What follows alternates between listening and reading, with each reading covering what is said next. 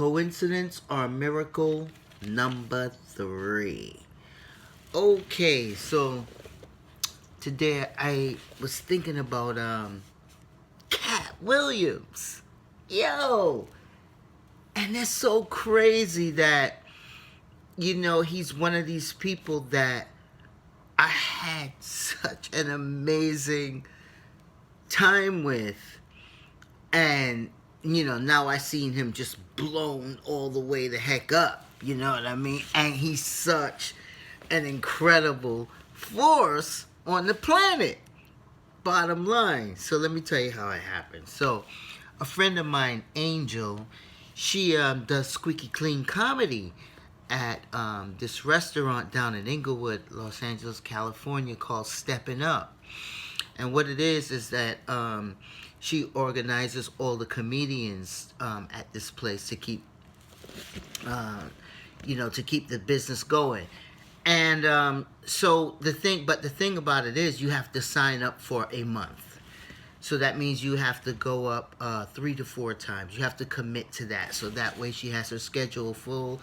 She knows that whenever people come to SteppinUp restaurant in LA, pow, they get straight up comedy all night. Whatever. So, she was like, come on, Peter, as an actor, push yourself. Come on, you can do it. So, okay. So I said, all right, I'll step up. And I stepped in, right? So, I get there, and Katt Williams was there setting up the stage and everything. And I was talking over to with Angel, and I said to Angel, oh, just for tonight, I think I'm just going to watch, and then, I'll go up the next time. So, Katt's son was, like, messing with the mic. So he looked at him, and he said, son, pick up the mic. So he picked it up. He said, tap it. He tapped it. He said, say 1, 2, 3. His son said 1, 2, 3. He looked over at me and he said, it's that easy. You going on tonight. I was like, oh, what? Yeah, what? No. So anyway, so then I was like, all right. So, okay, step in.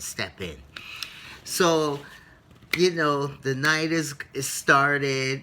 Angel is the host of the night. And Angel has the kind of gift that is ridiculous.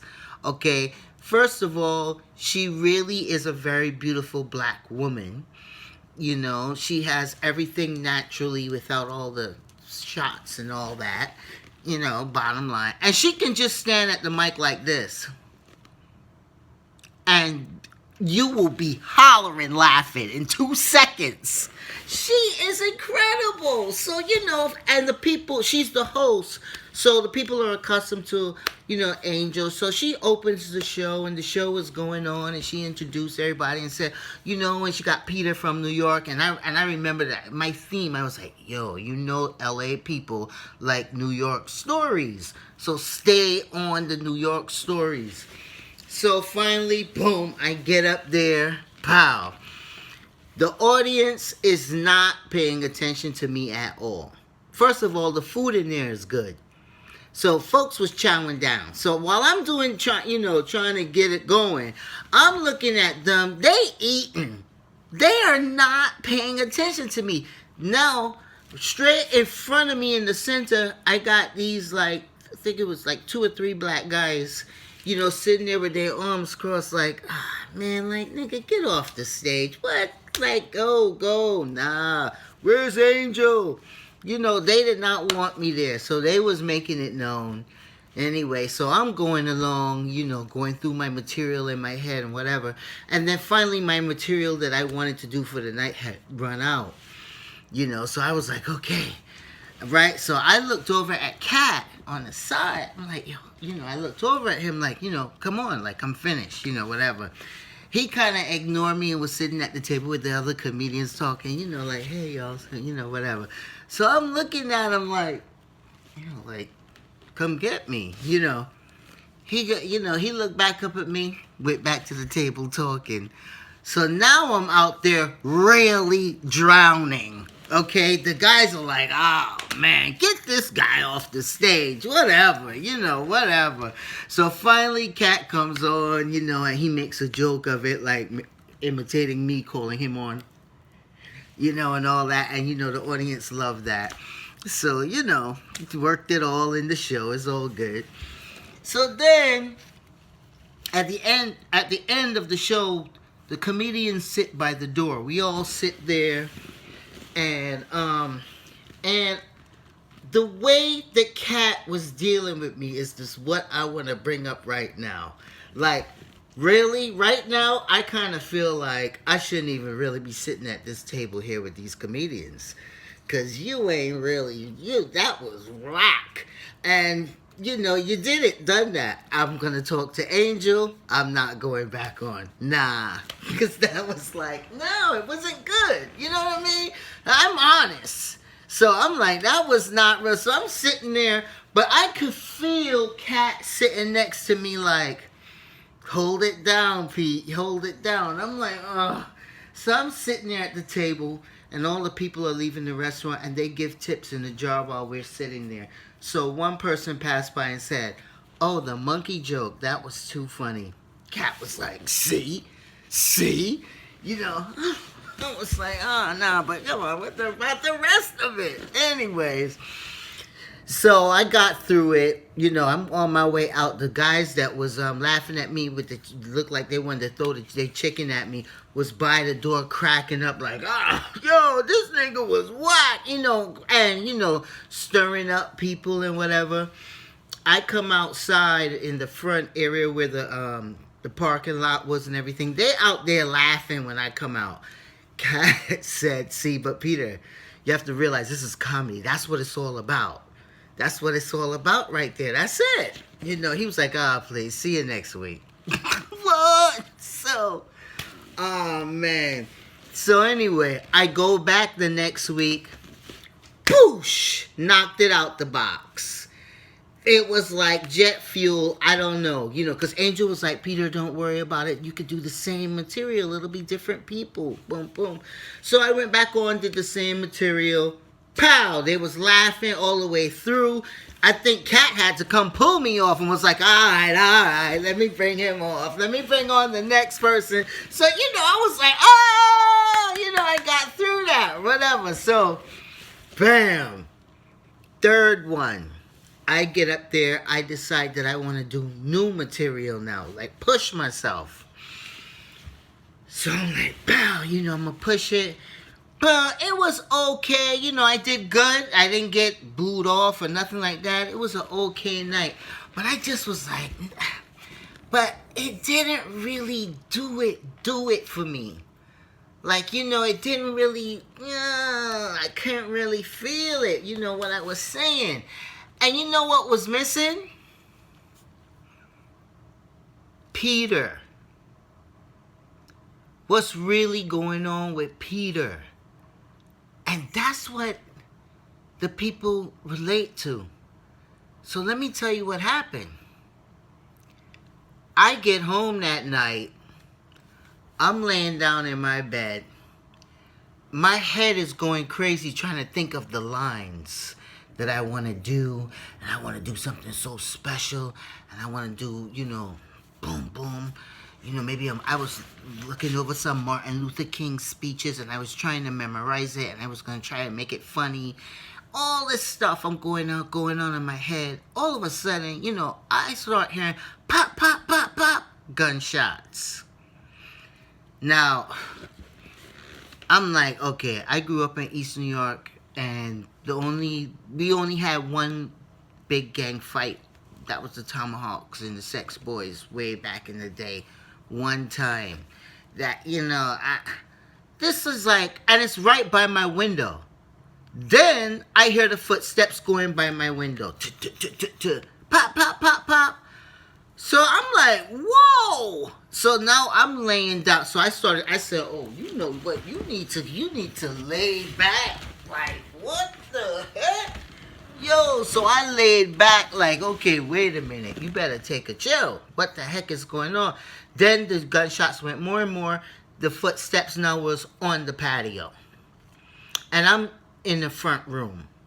So I'm laying flat on the floor in the front room. The gunshots are going on the side of my window, on the patio, and going right around where I'm laying down.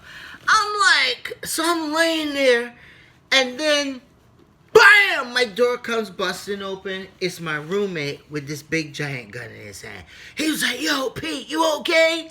So I was like, "Yeah, I'm okay." He goes, "I know these motherfuckers is bugging. I've been living here my whole life. My grandmother gave me this damn house. No shit like this has ever happened while I was living here. I don't play that shit. These little boys out here better know that they know good and damn well not to come up on my goddamn." So then he runs out to the front porch. The hell, I'm like, what the fuck?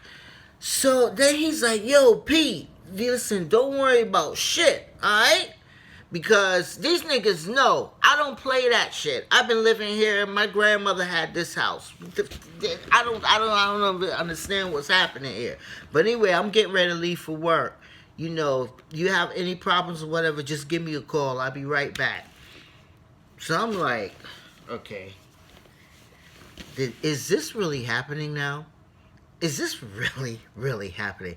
So now I'm laying down in the bedroom on the floor, like, trying to just take a hold of everything that happened. But then I realized I was laying down a long time. So I'm like, wait a minute. Don't be in shock, nigga. And don't be in fear. You know what I mean? So I was like, get up.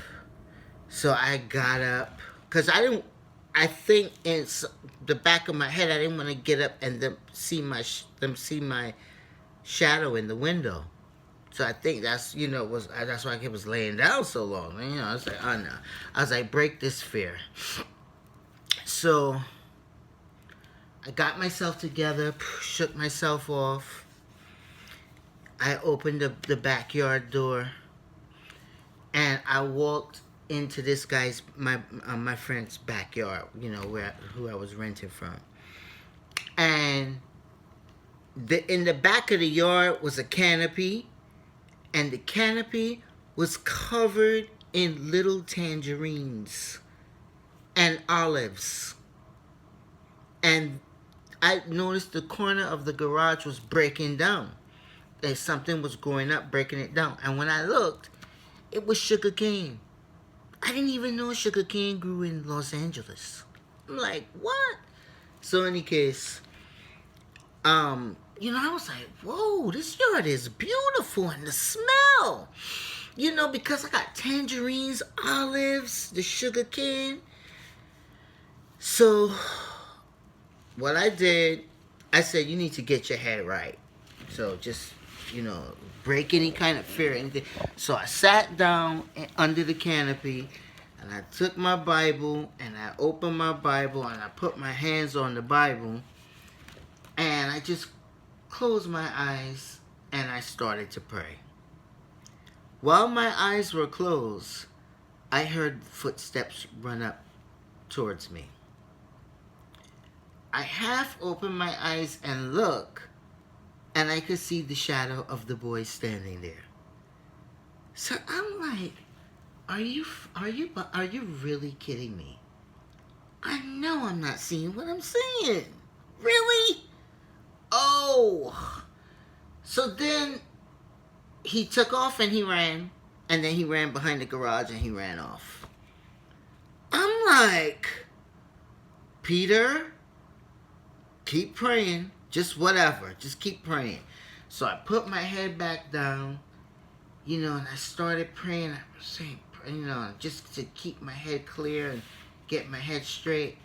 And then I heard a voice like in my head, like say, focus, Peter, focus. And I said, okay. And when I opened my eyes, a little hummingbird was right at my nose like that. And two of us caught, I was like, oh. And it flew off. That moment right there, I knew that this thing, you know, you may look at it like, oh, it might be kind of funny, whatever, but the shit was no joke. It was no joke. And it was funny because then when I ended up going back on for the last day with Katt Williams and Angel Gaines, you know, at SteppinUp, the last day when I went on with all the pain that what just had happened. And that was like my conquering day. It was like I went out there like a master. Like I had been doing it forever. But the pain of what I had just come through with all the stuff and whatever was, it got Peter off. You know, and it was like, oh, okay.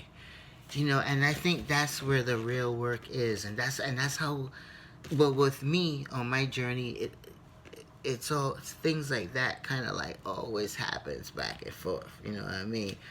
But I just wanted to share that with you because stories like that are in my book. Yeah. You know what I mean? And I wanted to talk about Katt Williams, the real Katt Williams, because I will never forget that time at SteppinUp restaurant. That was fire. You know what I mean? Mwah!